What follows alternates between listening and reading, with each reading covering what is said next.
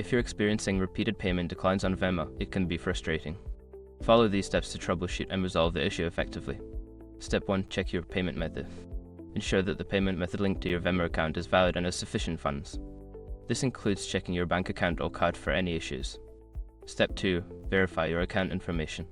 Make sure that your Venmo account information is up to date. This includes your email address, phone number, and any linked bank accounts or cards.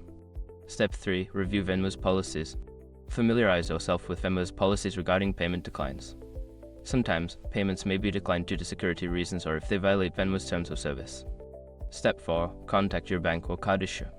Before filing a refund or dispute, use the issue.com link in the description to open the refund dispute deadline calculator and confirm your deadline. Step 5. Reach out to Venmo support. If the issue persists after checking everything, contact Venmo support for assistance. They can provide specific insights into why your payments are being declined and help you resolve the issue. By following these steps, you should be able to identify and fix the reasons behind repeated payment declines on Venmo.